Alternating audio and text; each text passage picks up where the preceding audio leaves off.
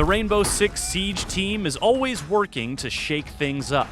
And for Operation Chimera and Outbreak, we talked to the developers to find out how the alien-infused co-op event got its start, discover what Lion's drone did before it took to the sky, and learn how exactly you go about buffing the entire attacking team.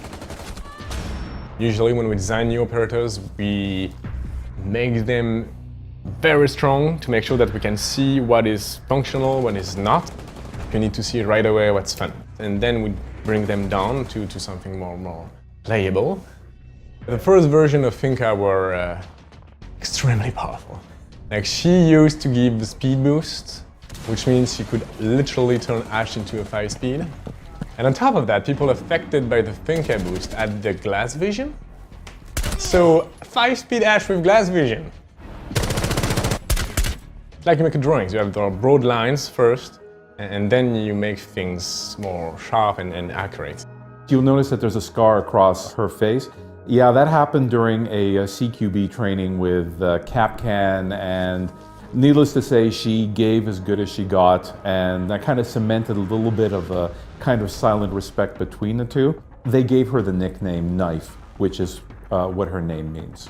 The scar is very important because it's part of the story of the character, and it's something we're trying to push a lot in our new characters. They are wearing their story on them. But she's also really good friends with one of our favorite operators, Tachanka.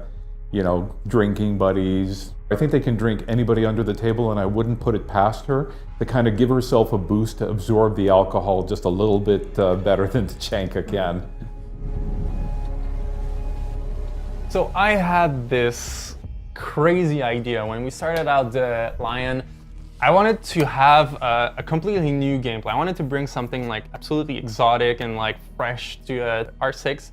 And so we had this little hovering sphere, all right? Like, stick with me, okay? So you would throw this little flying drone, it would stick to the surface you were pointing. It would emit pulses, and those pulses, if you get caught in, it would reveal your position.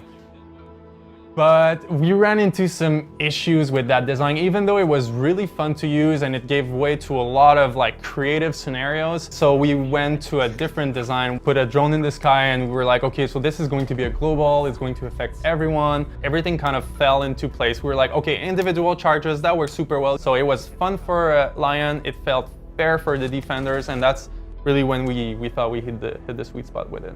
And we wanted this character to have a strong presence into the game, so that's why it's so big.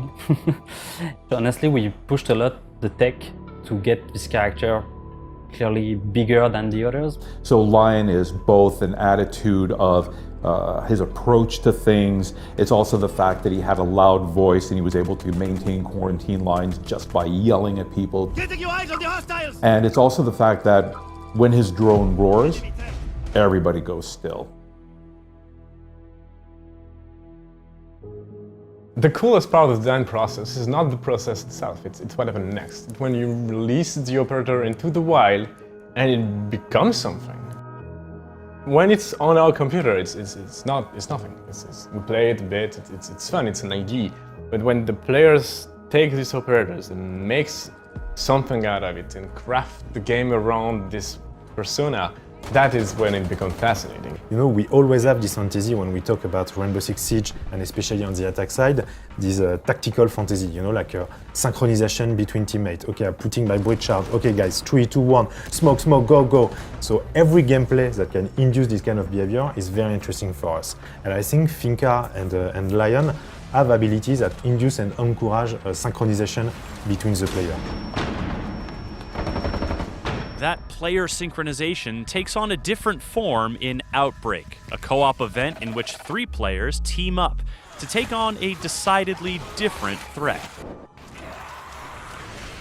For Outbreak, it was a dream since the beginning. In a Clancy universe, do something a bit crazy, you know? We wanted to showcase the operators. We wanted to take the operators that fans knew and loved and give them room to breathe. And suddenly it's like, ooh, Thermite, that scene with Thermite and Ash is really good. We need to do something more with that. When we started to design the Outbreak enemies, everything started with an infection. In fact, we wanted to something alien, but also that has developed and evolved on Earth. Yeah, it was very interesting and very different than what we used to do. It was extremely fun for us to be in contact with such a kind of universe.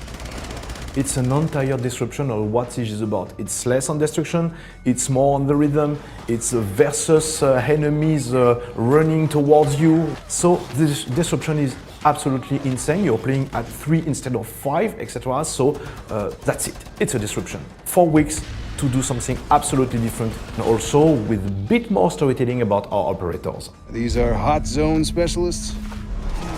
Today, in terms of calendar, we are not thinking about year 3, year 4, but it's way more than that.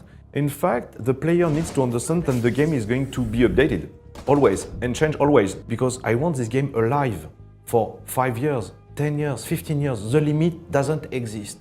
We had the opportunity, to rework our framework, and so rework the way we are making Operator by having more time and more technical possibility.